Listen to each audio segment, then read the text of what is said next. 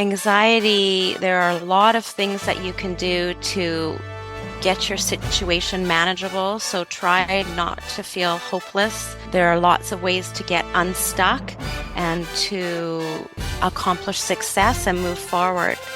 I'm a big believer that we can all do it. We can all move forward, and it's just a matter of learning. Cue music. Places, everybody places. We're starting in 3, 2. Welcome to the Autoimmune Hour, where we look at the rise of autoimmune disorders. I've brought together top experts that range from doctors, specialists, nutritionists, researchers, and even those recovering from autoimmune to bring you the latest, most up-to-date information about autoimmunity and how to live your life uninterrupted. Thank you for joining us here on the Autoimmune Hour with Sharon Sayler. Always seek sound legal, medical, and or professional advice regarding any problems, conditions, and any of the recommendations you see, hear, or read here on the Autoimmune Hour, Understanding Autoimmune, and Life Interrupted Radio. Join the Autoimmune Hour's Courage Club. Sign up now at understandingautoimmune.com. Now, back to your host, Sharon Sayler. Welcome, everyone, to the Autoimmune Hour. I'm Sharon Sayler from SharonSayler.com, and as always, from UnderstandingAutoimmune.com. And it's my honor and pleasure to be with you here tonight on another brand new episode. And I've got a fascinating topic that the more I go through my healing process here and the stronger and stronger I get, I realize how this topic plays a huge part in my current healing regime. So I'm really excited to welcome Michelle Biton. She is a health and wellness coach and an educator. She holds a bachelor's degree in psychology and a master's degree in holistic nutrition and a certification in kinesiology, health and fitness studies. And she is just an amazing person who has written a really wonderful book called The Instant Anxiety Solution: 5 Simple Steps to Quiet Your Mind and Achieve Calm. I always get hard to read the small little subtitles, everyone, but 5 simple steps to quiet your mind and achieve calm. So even if you're like, I don't have anxiety, Sharon, I'm good, I'm cool, who wouldn't like 5 simple steps to have those surprise moments when your anxiety just surprises you to have to achieve calm? So welcome, Michelle. Thanks for being on the show. Hi, thank you for having me. Now, a little background. How did you discover these 5 simple steps, the instant anxiety solution? It's a good question. It was a personal journey that I was going through. I have a daughter who struggles terribly with anxiety. And for 10 years, we tried everything natural and allopathic, and nothing worked. No techniques worked. And then one day I talked to a friend of mine who has her PhD in dialectical behavioral therapy.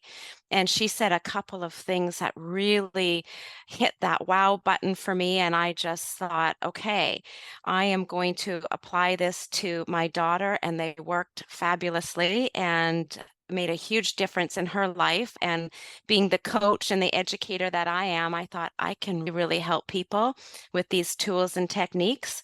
So I put it into a 5-step program that can really help people push through their anxiety and change their lives, move forward. Oh, that sounds exciting. I love those aha moments when something unexpected happens. We wait for it, and we try things, and you when you hit them, you know that it's right. Oh, absolutely.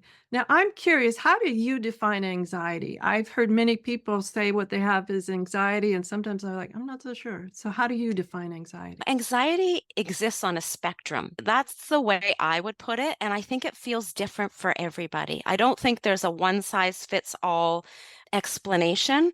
It could be like the butterflies in the stomach. It can be sweaty palms, like a racing heart rate, rapid breathing. It could get to the point of being nauseated and panic and feeling like you're going to pass out. It really is a spectrum. I am a big believer in finding ways to hack that anxiety, to hack that nervous system as quick as possible, to calm it down, because when you're in that uncomfortable place, you want to bring it down as quick as possible. So again, it exists on a spectrum. So many people are being debilitated by anxiety these days. I would love to say that a lot of us just feel the little bits of butterflies in the stomach, but it tends to be a lot more than that. And if it gets to a point where it interferes with your life, then it's really the time to do something about it. I love that explanation, and I talk to myself at times like, "Okay, let's get these butterflies flying in formation here." That's a Just good way of putting it. I'm a metaphor kind of person, and I That's like to be able to great. say, "Okay, body, these butterflies are, like, whirling around here. Let's get I them flying in love it. formation here." I love how you coach yourself. I'm a big believer. I do that a lot too. But to actually that visual of getting those butterflies lined up in order, that's a good way to actually is a great technique on refocusing your brain. That's a great solution. Now, I've been reading a book recently and I love it. And they propose an interesting thought. And I have to say, I'm not all the way through the book community. So maybe the book does talk about it. But they proposed the first question was something like, which comes first, the feeling, the flushing, whatever, the jitters, whatever, or the thought?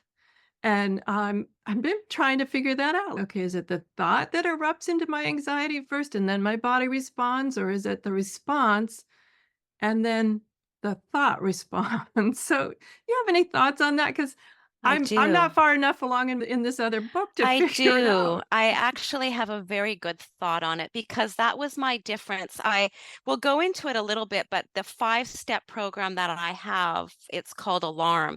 And that question is, I struggled. I really had to think hard which step was first, that 1 and 2. So I really believe the answer to your question. Again, it's my belief that it starts with the feeling comes and then the thought. So it's almost like you can't fool an emotion. You can't fool a feeling. The feeling is a physiological reaction to our environment, and it comes, and then we have a thought in response to that. That makes sense. That's what I thought too, and I'm be curious when I get to the end of this other book what their analysis is. But it happens so fast to me that I'll Happens feel fast. a little sometimes it's like a slight change in temperature, a rush, or something along those lines. It happens so fast that I'm never quite sure, okay, did I think something that frightened me or did I feel something that frightened me? Maybe frightened's the wrong The word. thing is, anxiety is a very useful, an extremely useful feeling to have. It's a very primal feeling that communicates a lot about what's happening on our inner world and our outer world. And if we didn't have it, we'd be in trouble. In fact, they say that you need a certain amount of anxiety to function effectively in your everyday life. And if you didn't have it, you would be in trouble. I met a neighbor the other day. She came to my book signing event and she said, Michelle, I really need more anxiety in my life. And I looked at her and I've never actually heard somebody say that. I said, what do you mean? She goes, I need more anxiety in my life to be able to function more effectively, to be able to be more motivated to do things. Because if we don't have anxiety, we're not motivated to, for example, get out of bed in the morning, to get to work on time, to get our assignments in, to make dinner, to pick up the kids from programming. If we didn't have it, we'd just not be motivated to do much. That makes sense on one level, although I've talked to some people over the years on the show where the anxiety was so much that they had that same problem. I'll just stay here with the covers over my head. And so I to me, as you'd mentioned, it's this idea of a balance or the spectrum, It's the spectrum again. just There's a like healthy level.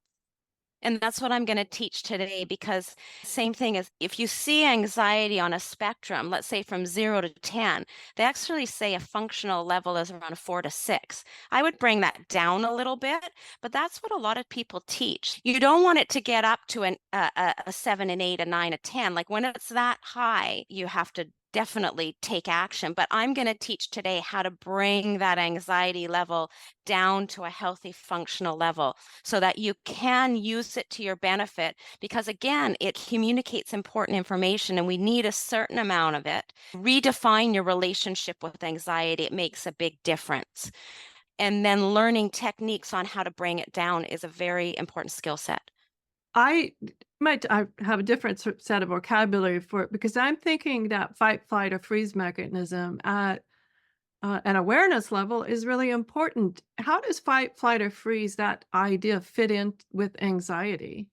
What it is that it's your sympathetic nervous system that gets triggered to take over. So your amygdala gets triggered and it sends stress hormones through your body, and that is your fight or flight response. So that's what causes the rapid heart rate, the nauseous feeling in the stomach, the quick breathing, the sweaty palms, that reactions, and it gives us the ability to run and hide.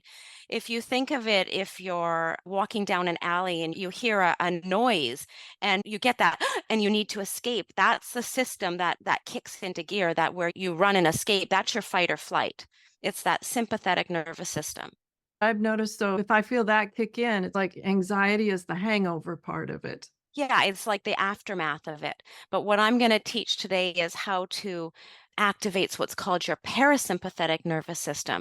If you think of it as the gas in the car, so the gas is your sympathetic nervous system and your braking system is your parasympathetic nervous system. And that there's the balance there. So one is your fight or flight, so that's your gas. So your foot's on the gas, and your parasympathetic nervous system is your braking system. So that is your rest and relax, or your rest and digest. And the two, we want to have a balance. So when the sympathetic nervous system is activated, and again, it's on a spectrum, you want to activate your parasympathetic nervous system as quick as possible to counterbalance that sympathetic nervous system, to get your body into that rest or relaxed state. Okay, I get it. So it's one following the other. And I know we have 5 simple steps. What's the first step to begin to That activate that? What I've developed is a system called Alarm. So that's a 5-step program to help you manage your anxiety. So we're not looking at trying to figure out how. I do a little bit of work on where it's coming from and why it's there, but the majority of my work is coming up with tools and techniques so people can learn how to manage it better, how to manipulate their nervous system, how to hijack their nervous system so that they can take control of the anxiety, so the anxiety is not controlling them. So the first step, the A, is activating the parasympathetic nervous system. And that's exactly what we just talked about. So that's almost like a superpower to learn how to activate that on demand when you need. And there's lots of things that you can do to activate that quickly. I'd love to show some techniques today that can teach people how to accomplish the goal of calming that nervous system, getting out of that anxious state to a place of a relaxed state, to that calm place where your heart rate slows down, your breathing slows down, and you can take that deep breath. Okay, let's jump into what would be one of the first techniques that you find helpful? I'm going to teach a handful of them today, but my absolute favorite technique that works really well. And again, I want to say, so what you're doing is you're activating what's called your vagus nerve. And your vagus nerve is your main nerve in your parasympathetic nervous system. If you think of it in terms of like going to the gym and exercising your muscle, you can exercise your vagus nerve. So you can have what's called low tone or high tone. So you want to get it to a place that your nervous system can calm down quickly. The more you train it, the quicker that you can get into that parasympathetic state. The more time you spend in that parasympathetic state, the healthier you will be. There's a lot of benefits.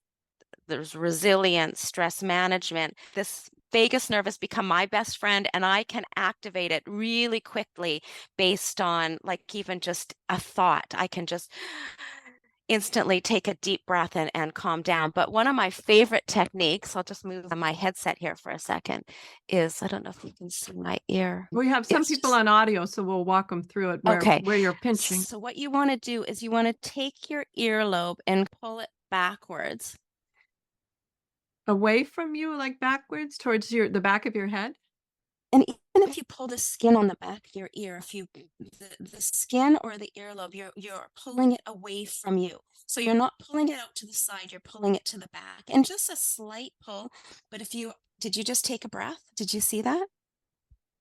So I can, as soon as I do that, I instantly take a deep breath. Now that is training. So again, it's like a muscle. It's a trained response. So that is something that can instantly work. But again, it's not a one size fits all solution for people.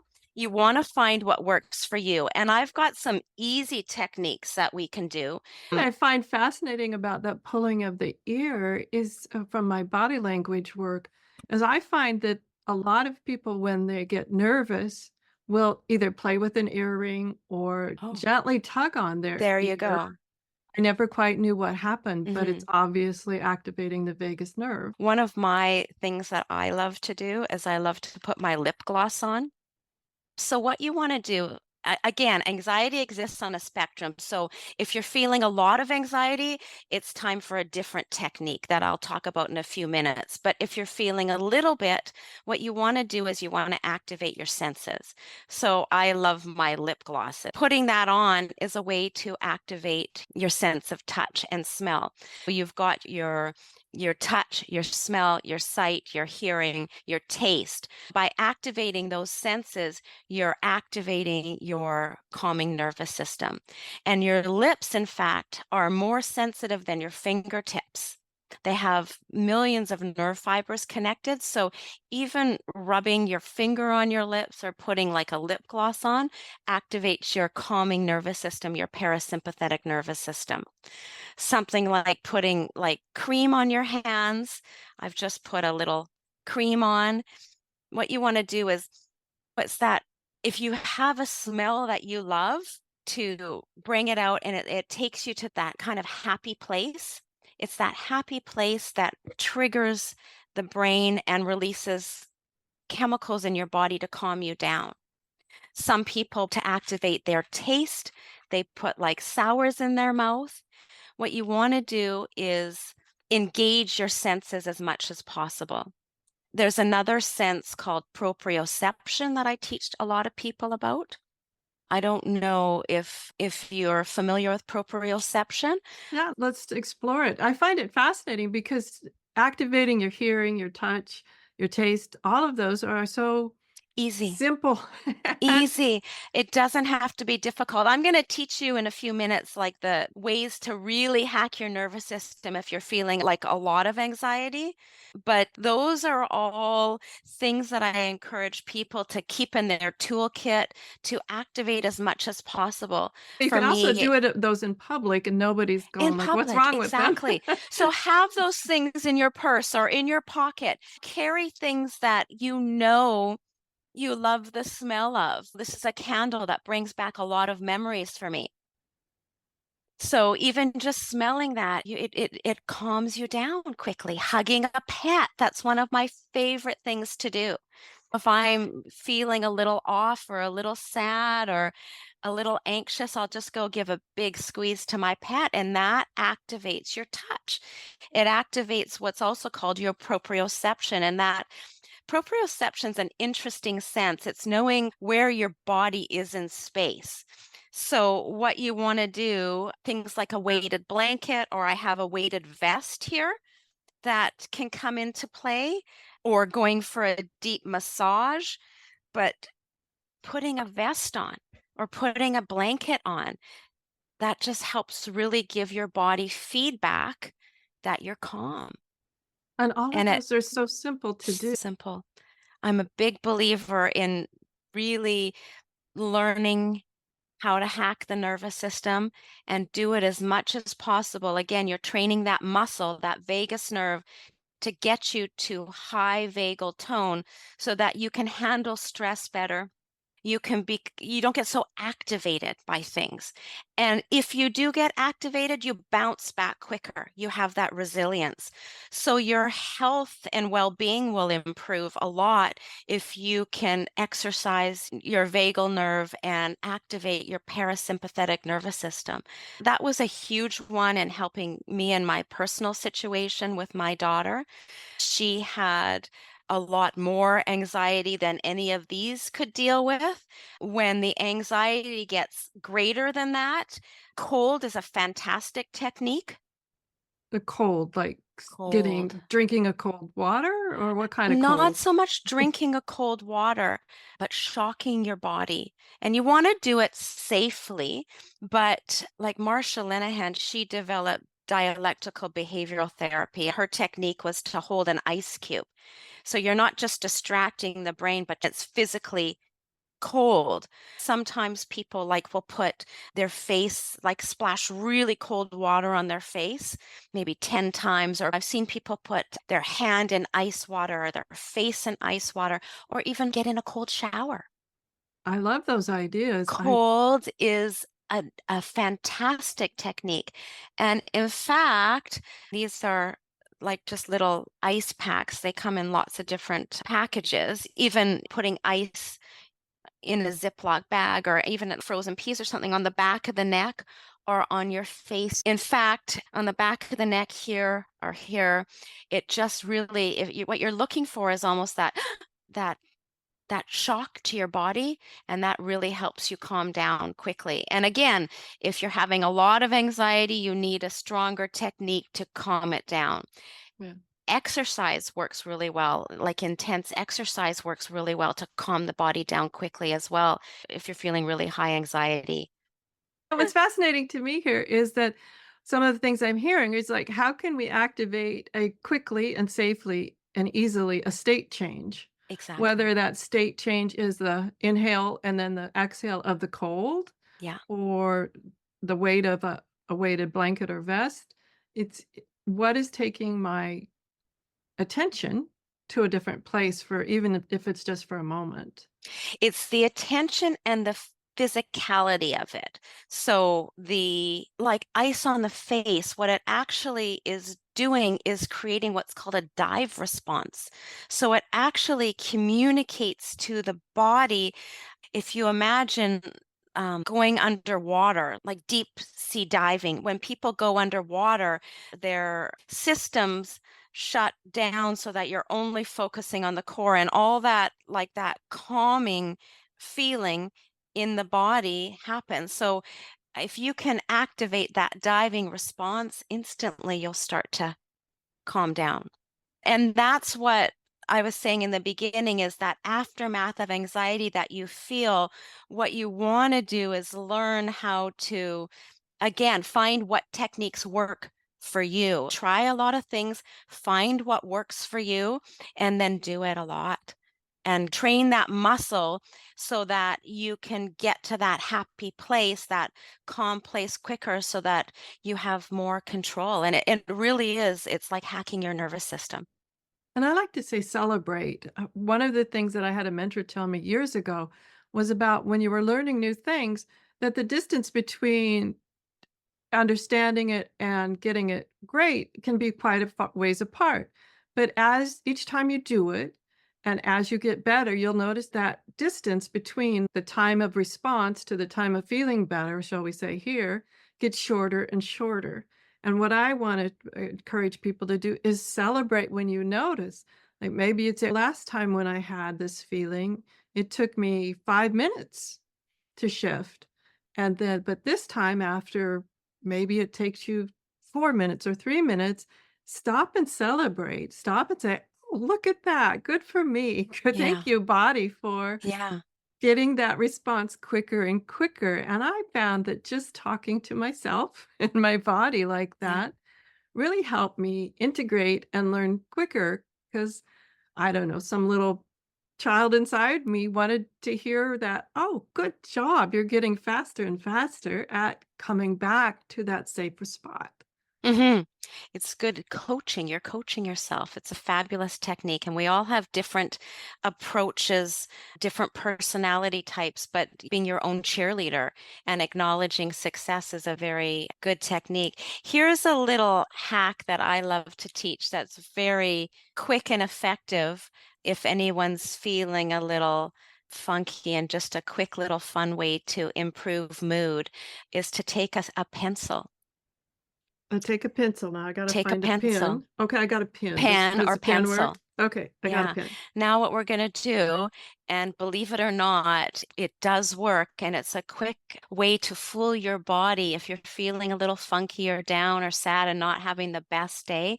This is going to trick your brain into thinking that you're smiling. We're going to activate our smiling muscles by putting a pencil in our mouth. Okay. Put it in Hmm. there. Mm-hmm. Put it back so that you can relax your mouth so that you can get those in your teeth.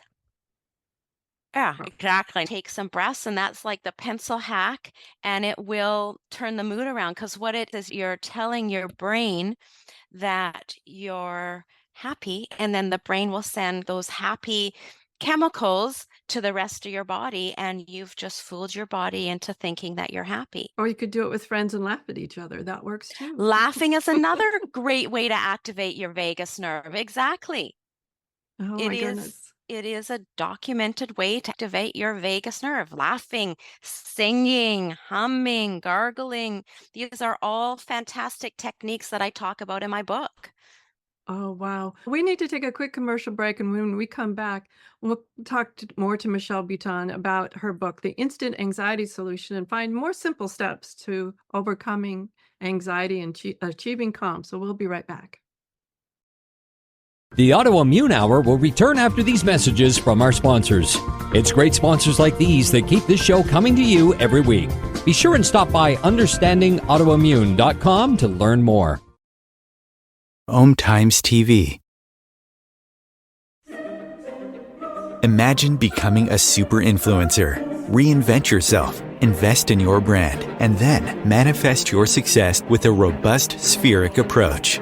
Times Media and Broadcasting offers a unique and multifaceted way to become the spiritual and conscious influencer you deserve to be by putting your message across our powerful platform with its proven record of integrity and excellence. Through our produced shows, Times offers the opportunity to become a social media TV personality, a radio show host, an Times magazine columnist, and a syndicated podcaster, all in one shot. By live streaming your show on Times TV and broadcasting it across the extensive Times radio and TV networks, you become more than a host. You become an ambassador and a force for positive change. Times. Open yourself to the possibilities. If I could be you, and you could be me for just 1 hour. If we could find a way to get inside each other's minds. Walk a mile in my shoes. Walk a mile in my shoes. Well, before you abuse, criticize, and accuse. Walk a mile in my shoes. Welcome back, everyone, to the Autoimmune Hour. I'm Sharon Sayler, and I'm so excited. We're talking about an instant anxiety solution. It's a brand new book by Michelle Biton, and she's a health and wellness coach and an educator. And we've already heard so many quick and simple techniques, and I want to say inexpensive, if not downright cheap, ways to beat our anxiety. And a lot of those were on actually doing something, which I find fantastic. It's a way for me to distract my brain when I'm doing something. But Michelle, I've been fascinated by these techniques. They're all easy and things like that. And at the beginning of the show, I talked about this idea of the feeling or the thought. I know some of the next steps, some of the 5 simple steps talk about the thoughts and harnessing the thoughts. Let's, before we run out of time, I want to make sure that we have time to talk about those too. What are some of our conquering our thoughts? Let me go back to the 5-step program, the alarm program. So we covered the first step to activate the parasympathetic nervous system. So the second step that I've developed is called label what you are feeling. So that's an interesting one. It sounds very simple, but it's not always easy to label what you're feeling. A lot of times we're not totally aware what we're feeling, and sometimes feeling things is scary for people. So very often we tend to want to avoid what we're feeling and go around it, go under it. But by actually labeling it and putting a name to it, you are, we'll say, you're moving forward, you're beginning to move forward. So that's a really important skill set, and so important that I've called that step 2 in my alarm program, to label what you're feeling. And what I teach people is, if they're having a hard time knowing what it is that they're feeling, to look for what's called their action urge, or look for their behavior. So Mm. sometimes we display certain behaviors that kind of give us clues to how we're feeling. If you don't know what it is that you're feeling off the bat, you can also look for things that you're doing. Wanting to run and hide, for example, then you know you're feeling anxious. We're used to what it feels like when we're happy, but again, identifying what the emotion is, putting a label to it, is a very important skill set. How do we overcome the idea? Some of the things that came up with this idea of labeling is I've talked to people before. They almost feel like they don't have permission to label things, certain things. Maybe they've never been allowed to be angry or something like that. I can think of all sorts of friends and family that I know that maybe are feeling those feelings, but just would never label it that because it's either not the ladylike thing to do or the appropriate thing to do. Hmm. So, is there a Well, technique to get comfortable even just with the labels that we put on those things? it's an interesting thing, because it's almost, if we can't label it, then we can't fix it. We need to be able to identify what it is in order to be able to fix it. And acceptance, first of all, you have to have awareness. So that's what we're working on in this step. And acceptance is coming in one of my other steps, but that's interesting that you talk about that, because it's all mixed in with the reasons we have anxiety in the first place. And learning how to accept where we're at without, we can feel sad without being a sad person. Mm. We can have the feeling without it engulfing or overcoming us. Part of me wants to say the word judging instead of just feeling Judging. it instead of Yeah, judging it. Oftentimes, exactly. other people are judging how we're feeling, and maybe we Yeah. forget that sometimes we can just feel it and don't have to either accept our own judgment or other people's judgment of how we're feeling. Yeah. And we judge ourselves a lot too. It's learning how to accept it. They say unconditional acceptance, to really 100% be. I talk about it in a different step, but it is the art of mindfulness, I call it, is to really be able to be in the moment. A lot of anxiety is very much fear of the future. Anxiety is very fear-based. People with anxiety have a really hard time with uncertainty and being in the present moment. And very often we project thoughts, project experiences from the past, and put it into the future. We don't spend a lot of time in the now, and that's a really important skill set to learn. Again, these are all very learned skills, and this is the reason I put the book together with these 5 simple steps, because there are very practical things. Being a coach, I've made it very simple and easy to follow, so that there are techniques and tools that people can use along the whole way to practice doing these things. These things, again, are very learned skills. Mm. Yeah, that's fascinating.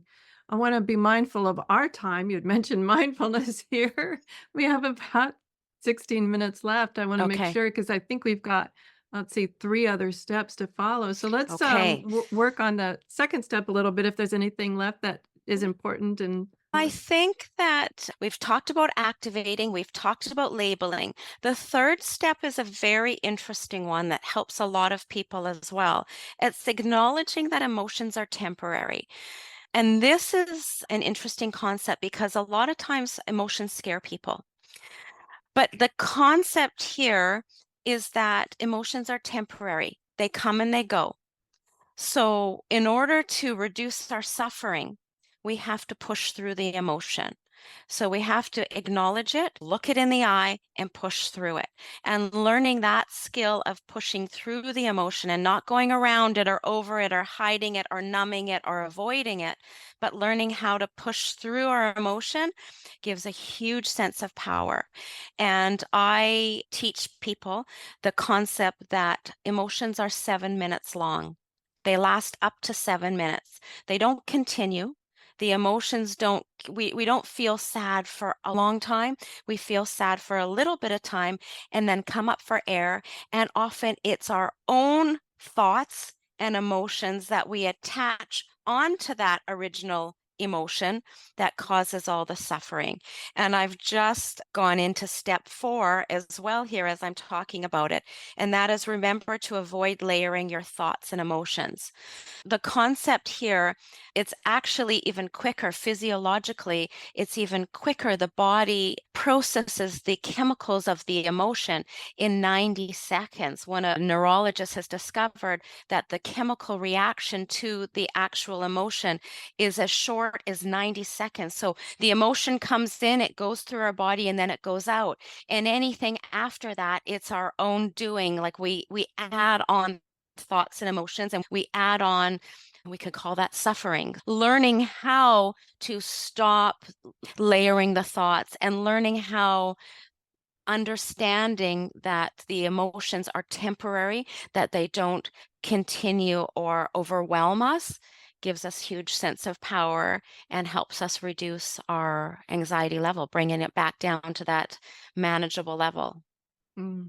But 90 seconds can feel like a lifetime sometimes. When you It said does. that, I went, wow, that's really quick. And then other times I thought a little further and I went, but there are times 90 seconds can just feel like forever. And it's almost like you just have to hold on and do it. You just have to you do something to hold on and let your body go through it and tell yourself it's only 90 seconds or it's only 7 minutes. I really like to give the 7 minutes up to 7 minutes. And that even comes in because a lot of times when we have those emotions or anxiety, as somebody didn't talk about in the beginning, but it's really important to understand that when we're anxious, our logical brain gets shut off. So we can't really think ourselves out of anxiety. We have to feel ourselves out of anxiety.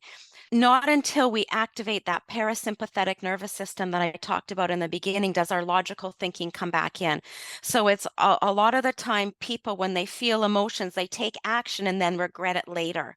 So it's almost like you want to take hold of something, feel that emotion, and then act afterwards and learn how to not layer our thoughts and emotions onto that initial emotion.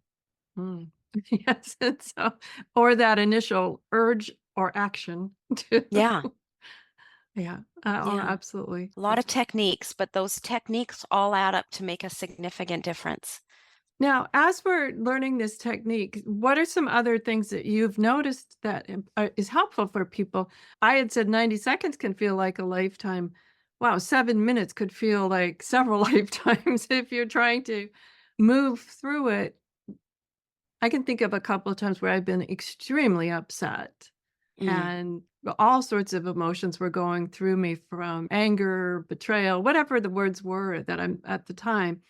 Do you have techniques to clear those out quickly? Oh, Because yeah. 7 minutes. Yeah. It's interesting because if you can think about it in a way that we have an initial emotion, and then it's almost like you're building a snowball. That snowball just gets bigger and bigger, and then you have this grandiose, you've got this massive snowball. So if you can think about it, is there's an original emotion in there. And then the more time we give, our thoughts and emotions layer on more and more thoughts and feelings. And then that's where those things that you were talking about, the anger, the betrayal, all that stuff comes on. Very often, those are what's called secondary emotions. Oh, okay. That makes hmm sense. Yeah. hmm And learning how to just take control of those thoughts in a sense, and learning techniques that I talk about in the book so that you can let those thoughts and emotions just fall off or not impact or not layer, then you're just dealing with the original emotion, because it's all those other emotions that add on to give that snowball, that strength, that suffering. I can see where if I had intervened early with cold water on my face Mm, or an ice pack on the back of my neck or any of those other techniques, taking the deep breath, pulling my mhm, earlobe, I mhm. can see like, yeah, you're right. Maybe that early intervention techniques could keep it from snowballing. When you're in that when that snowball's building, it's hard to just say that let your thoughts roll off your back. But if you can just focus on being mindful and being in the present moment and layering the thoughts as just thoughts and not giving them much attention. And again, these are all learned skills, techniques that take time to learn, but they do work. Those all bring us a huge sense of power to learn how to take charge of the mind and take charge of the body. Mhm. Absolutely. And I want to chime in here of giving yourself small celebrations every time you notice that you've been able to interrupt it. Mhm. Giving yourself a small celebration of some sort, even if it's just giving yourself a pat on the back or a high five yourself. Absolutely. And that brings us nicely into the step 5 in my alarm program. And that is to move forward and take action. I'm a big believer as a coach to set goals and to do it in a way it's almost giving yourself a roadmap. Without that roadmap, we don't have direction. If you can get again, there's a fantastic exercise in here, a goal setting exercise. And what you're saying is to acknowledge to success, setting small, manageable, realistic goals and acknowledging the success. I call it climbing the ladder slowly. A lot of people either don't write their goals down or set really big, unattainable goals. But I believe the goal is setting small, manageable goals and acknowledging yourself along the way, acknowledging the successes, and you're climbing that ladder, and all of a sudden you look back and you can celebrate so much of what you've done rather than taking off too much and not accomplishing. If you can think about it as even the coaching principle of celebrating our mistakes, or the difference between a mistake and a failure. A mistake is a stepping stone. So we want to be able to try things, to concentrate on taking small baby action steps to move us forward. A lot of the times we either set the goals too big or we hit those stumbling blocks and say that's it, I'm not doing it, or it's too big and scary, and we stay in a very comfortable place. But there are ways to get yourself out of it, to get unstuck, to move forward in very small, manageable, easy ways. I had a actual coach, like a PE kind of coach one time, just always talking about stretch goals, how these grand goals of, and while the concept is fascinating to me, it was humiliating, or maybe that's too strong a word, but I wasn't seeing enough success quick enough towards that thing that was so huge that had stretched so far. I like the idea, the concept seems interesting, but you're right. You have to have those small celebrations and see those wins in between that thing that's so big or so far out there and what you're doing now. So keep I you call it, motivated. yeah, it's almost like you want to have, and this is what I talk about, you have a goal statement. And then you set your 3 goals. I have an exercise in my book called the Wheel of Balance that really helps people. Again, I'm a health and wellness coach, so I focus on a holistic approach, that we don't want to focus just on one area, but if you can focus on all areas and take little steps, that it helps you move forward quicker in all areas and feel more successful. It takes the pressure off of one area specifically. And if you can think about it, you want to get the wheel functioning so that it can roll, because if you just focus on one or two areas, the wheel won't roll very well. Oh, you just gave me the idea. I thought about the old Flintstones cartoons and the Right. stone An tires old that wheel, exactly. Yeah. So we operate as a holistic system. Same thing with anxiety, mind, body, spirit. You want to just not focus on one approach. So that's where I've brought in a lot of the physiology, the kinesiology, the body, the mind, yeah, and the spirit. So we've talked about strengthening the vagus nerve, Hmm. and we've talked about some quick and simple techniques for instantly or very quickly calming down that moment of anxiety, and some other techniques to move us through and understanding what might be causing anxiety. We're down to just about the last 6 minutes or so.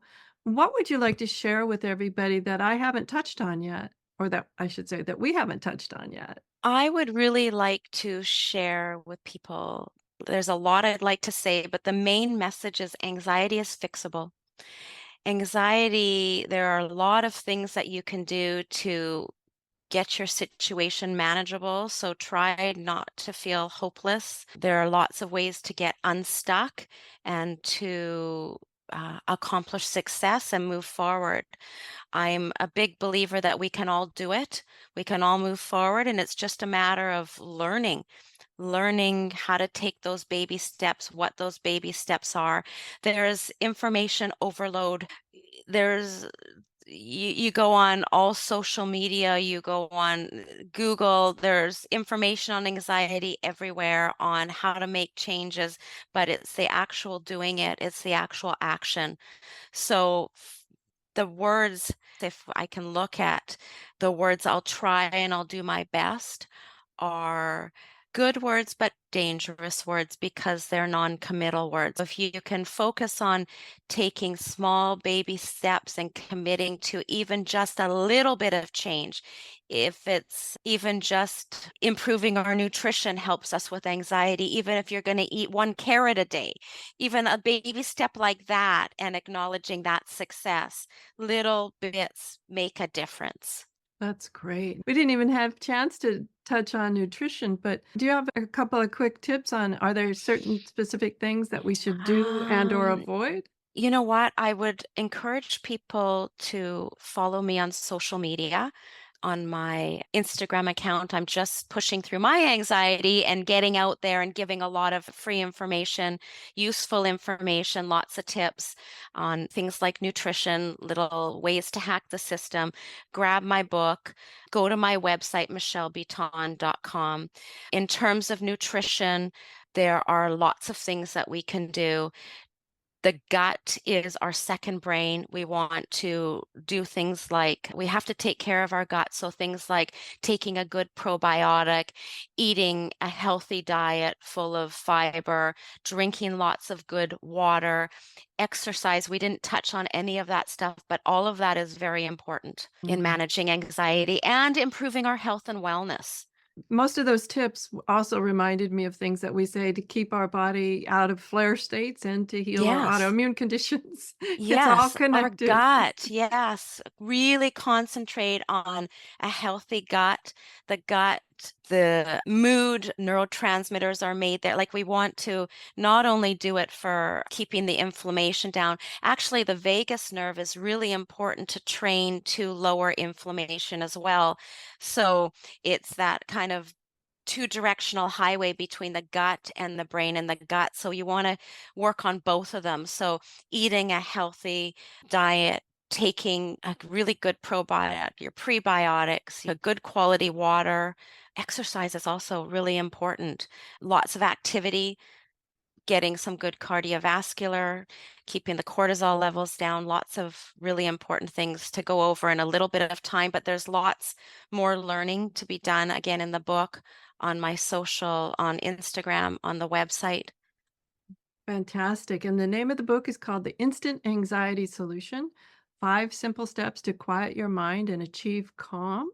And thank you, Michelle, for sharing with us today all the quick and simple steps. It's Like I say, it always sounds simple. It's not always easy, but a lot of these tips are absolutely doable. It's just about making the commitment to change. Making the commitment. And even if you just walk away with one thing from today's talk that you can take away and do, or one thing from the book that you can take away and do, that's moving forward.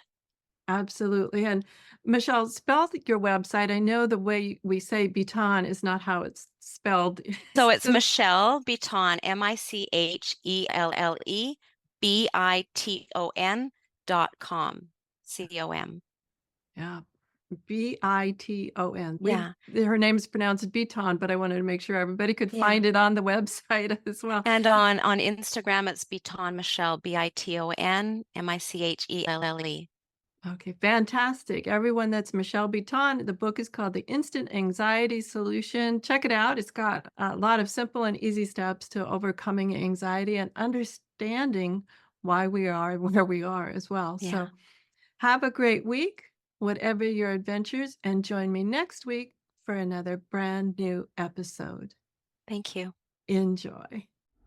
The information provided on the Autoimmune Hour, Understanding Autoimmune, and Life Interrupted Radio, including the websites understandingautoimmune.com and lifeinterruptedradio.com, plus social media, is for educational purposes only. What you read, hear, and see on the Autoimmune Hour, Understanding Autoimmune, and Life Interrupted Radio, and its websites, and other media outlets is based on experience only. The information should never be used for any legal, diagnostic, or treatment purposes.